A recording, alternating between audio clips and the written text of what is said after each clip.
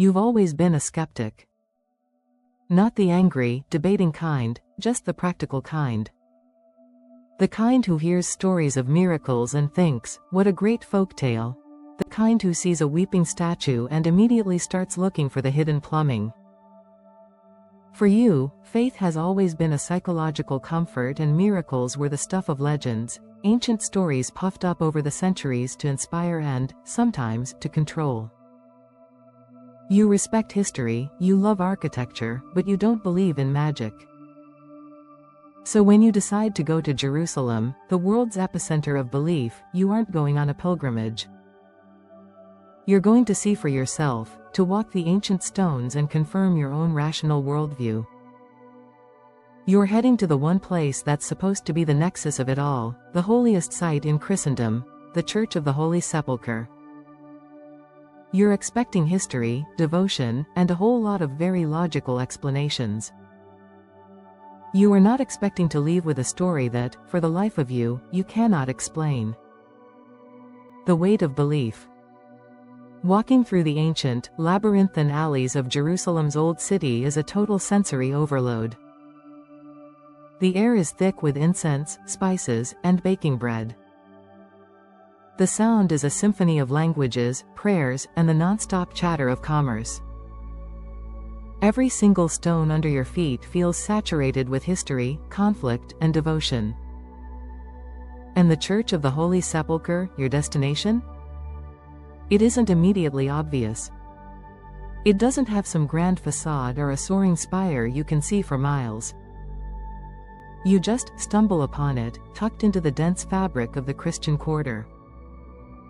Its modest entrance gives no hint of the universe of faith contained within. The second you step across the threshold, the temperature drops. The noise of the city vanishes, replaced by a hushed reverence. This is it. The place where millions upon millions of people believe Jesus of Nazareth was crucified, buried, and resurrected. The church itself is a sprawling, almost chaotic complex of stone. Emperor Constantine the Great first ordered a church built here way back around 326 AD.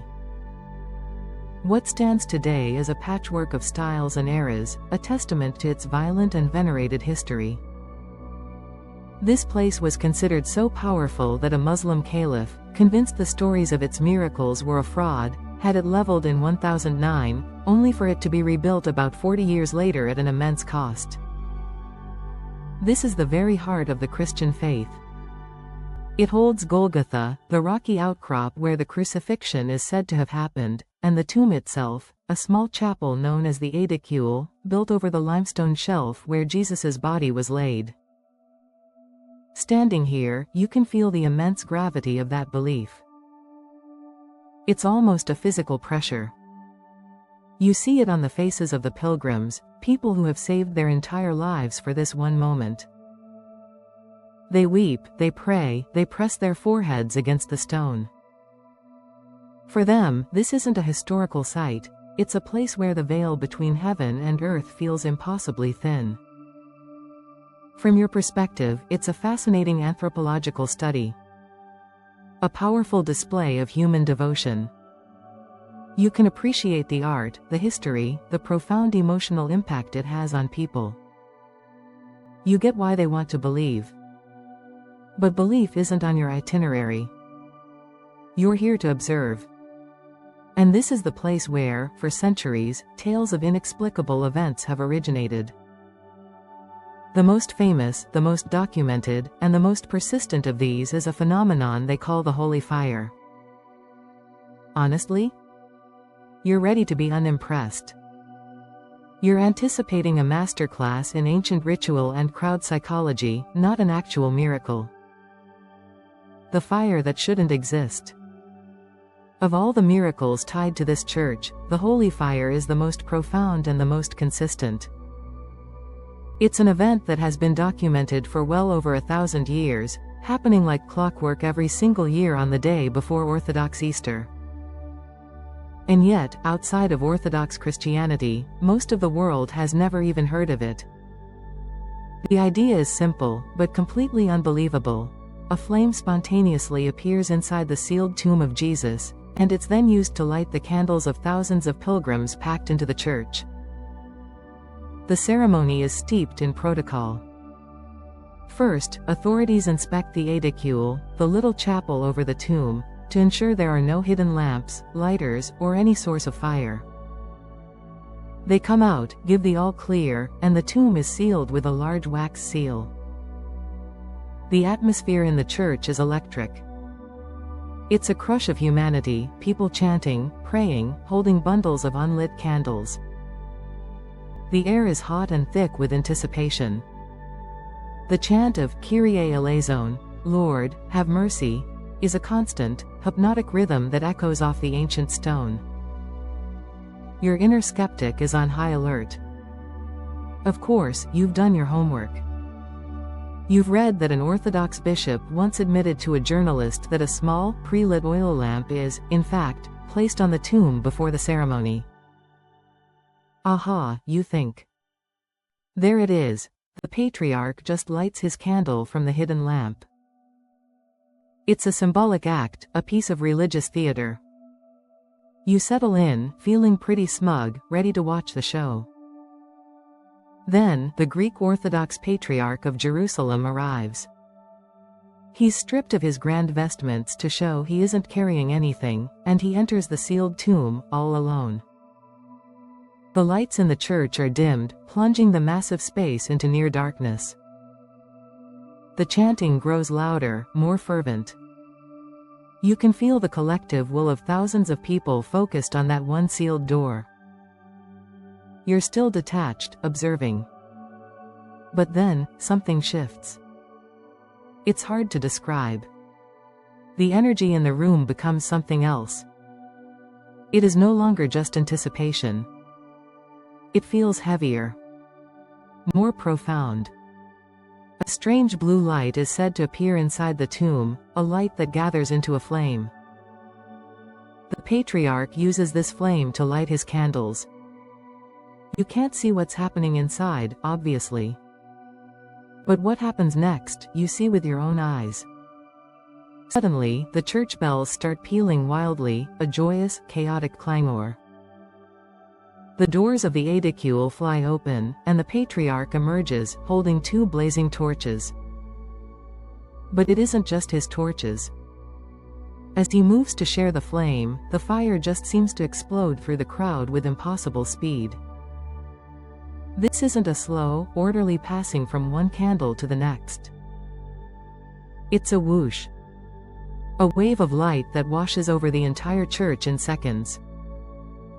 And then you see it. To your left, a group of pilgrims holds up their bundle of 33 candles, and they just ignite. On their own. There is no one with a lit candle anywhere near them. You just stare, trying to process it.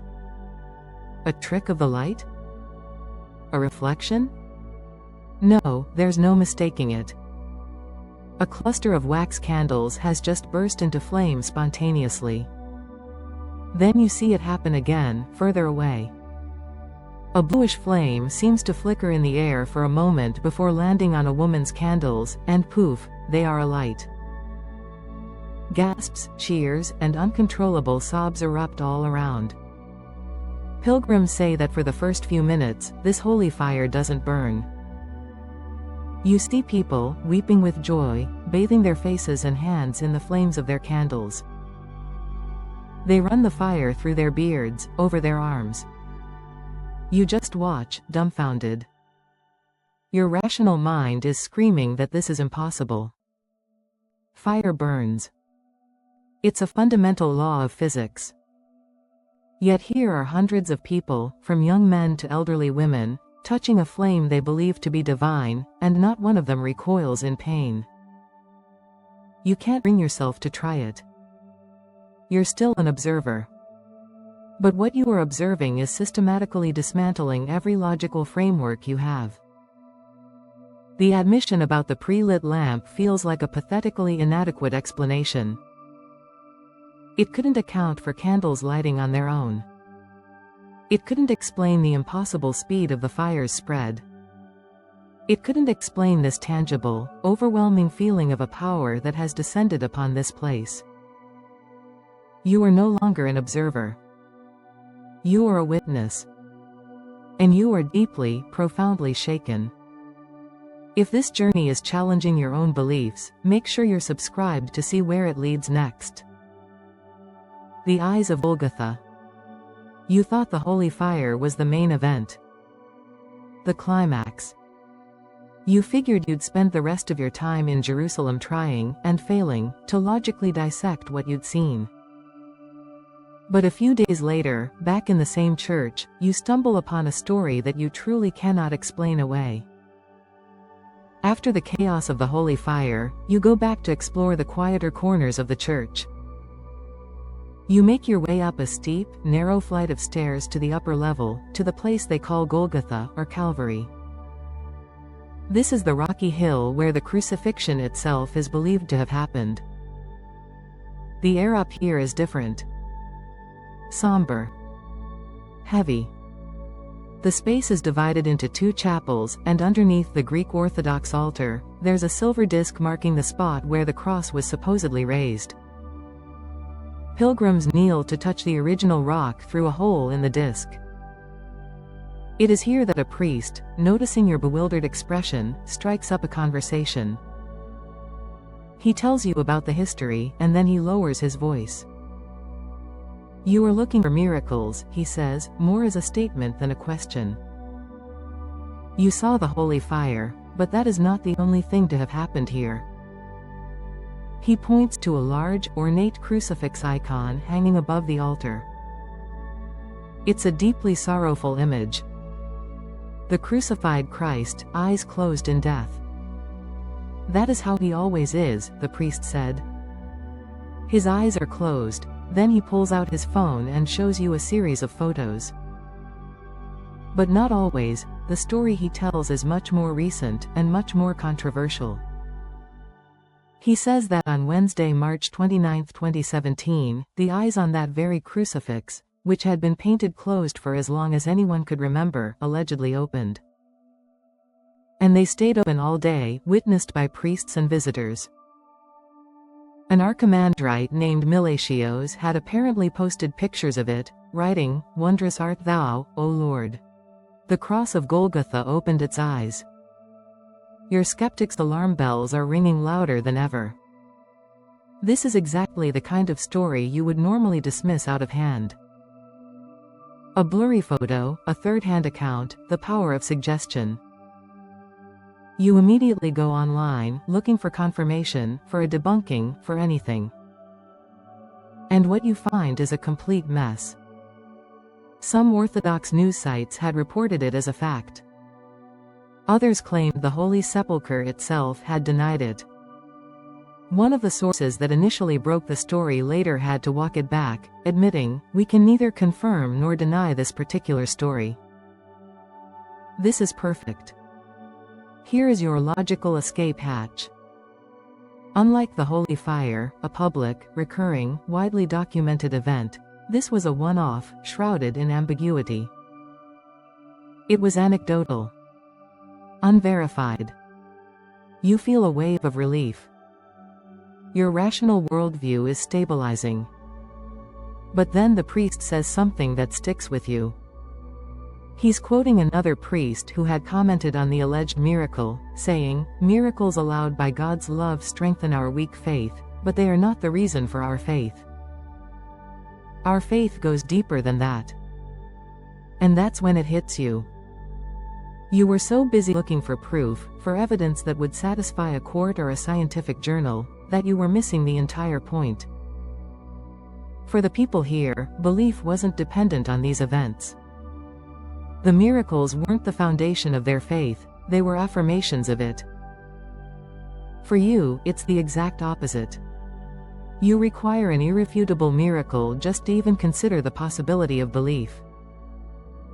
You stand there for a long time, staring at the painted face on the crucifix, at the closed eyes. Your entire framework of demanding logical proof for everything suddenly feels arrogant, and incredibly small. The shift. You came to Jerusalem looking for answers. You came with a checklist of historical sites and a toolbox of skeptical arguments ready to go. You were confident you would leave with your rational, ordered view of the world not just intact, but reinforced. And now, standing here, with the scent of ancient incense in the air and the murmur of a dozen languages in your ears, you have to admit, you failed. You don't have a logical explanation for what you saw at the holy fire ceremony.